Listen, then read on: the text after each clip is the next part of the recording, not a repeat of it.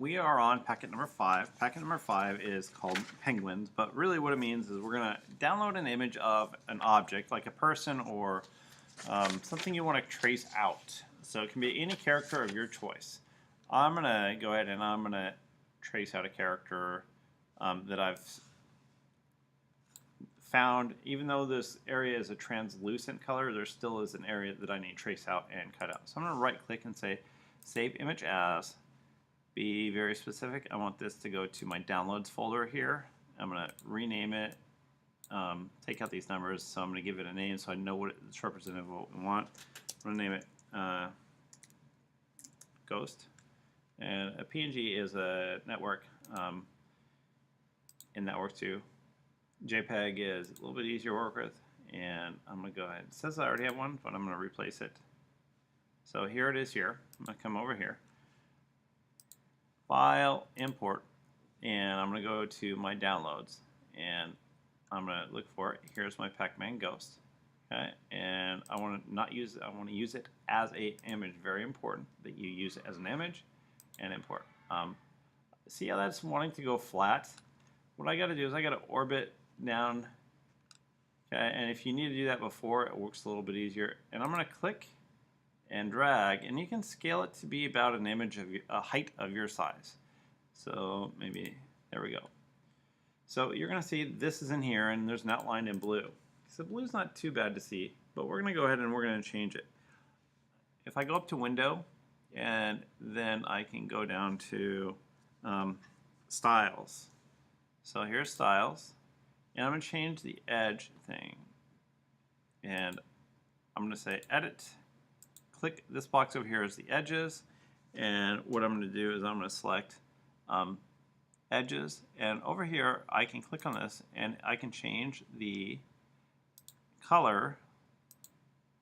Okay, and you can see that all the edges got changed, and I can click off.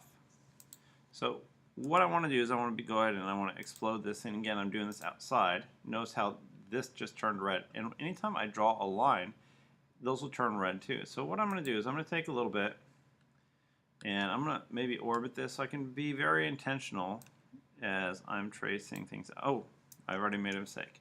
On the line, you want to select freehand or scribble. So that allows you to kind of like trace the curves around. So I'm going to go ahead and I'm going to do this a little bit quicker. Try not to go back on yourself. And if there are straight areas, you can use a line and if you need to, but I just like the freehand. Don't worry if you get a little bit crooked or away from your object, but try to do a good job at the same time. Notice how I'm zooming out and zooming in just to give me a little bit closer view. The closer you are, the easier it is and the better results that you're going to get. If I was really far out, then the results would not be as good. Now, you can see these up here, but if I zoom out, you really can't see them as much. But if I was really far out and there's a gap, then that could create some problems. Well, it just won't look as good.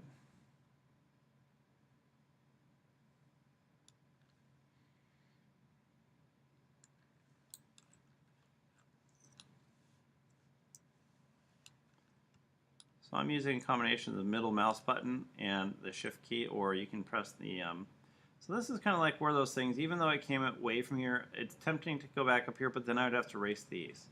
So I'm going to try not to do that.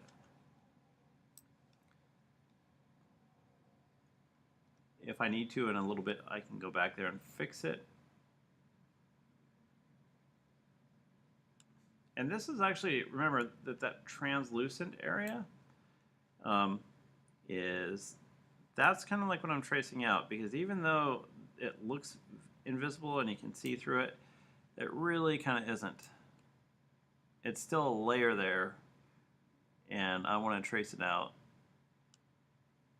So it's just saying it. So see, that could create a problem. So what I'm going to do, I'm going to click the E key for erase. I'm going to take out that little extra bit.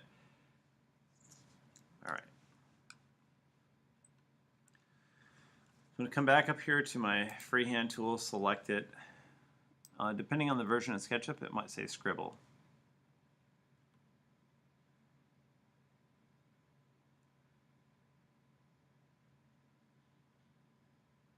Sometimes if you download a person and they have wild hair, that could be a time-consuming process as well.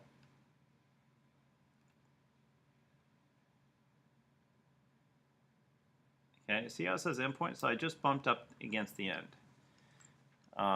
At this point, I should be able to kind of like delete areas like around it. So if I can click on this, I can delete it, and the image should stay there.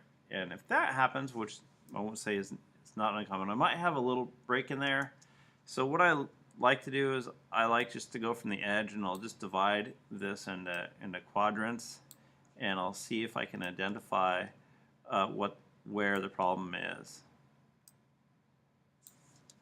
So I can see in here, see how it's selected in those lines. So that's good. I can right click or I can just press the delete button, and I can select those two, and now I can delete it. Looks like this is good too. So I'm just going to click on these. All right, and those look good too.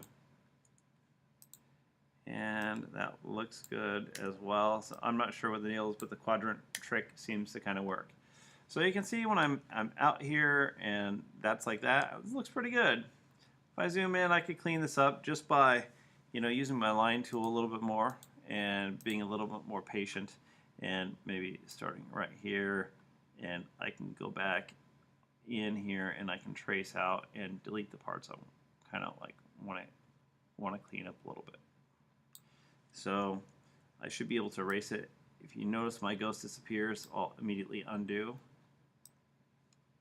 Anyway, so you can go back through and unclick or touch it up as needed. All right, so I'm not quite done. What I need to do is I need to make this a component. Say I want multiple copies of this guy. I want to select all of it. Okay, that when I say all of it, just the ghost, and right click, and I want to say make component. Okay, I'm going to name it ghost, and I want to glue to none. Oops. I always want it to face the camera. I don't want it to glue to anything. I'm going to say create. Now, one of the things you're going to notice, this ghost is kind of going to turn kind of funny. He turns from the left side like he's pivoting, but his right foot, I guess it would be, it was stuck down. I want it to turn from the center point. So I got to go right click, edit component, and here is the axis. So what I got to do is I got to move. I'm going to find somewhere around the center. Whoops. Command A, select everything. I didn't select everything a second ago, and I'm just going to move it to the center. I'm going to come back here. Notice that before the first time when I moved it, I just clicked with the move tool. Before I selected the area, I just clicked and dragged that. If you notice that's happening, it's because I don't have the whole thing selected. There's a couple different ways you can click and drag, and then you can say move. I'm just going to use a shortcut key, or you can say move with this one. And I'm just going to move him to the center of the axis. And the reason why I want to do it, now that when I close it, it gives it a more natural feel, like he's turning, the character is turning from the center. All right? So that's how you create characters, and that's how you trace them out, and so you just get the character. A lot of times you'll want to download something, and instead of it being clear like mine was on the side, it will be like a white area, and you'll have to go through and you'll have to trace it out, and then get your character the way you want it. Anyway, you don't have to stick with the penguins as the PackMet suggests. You can use anything you want. You just have to go find an image that fits your house or your theme and download it. Okay? Have fun.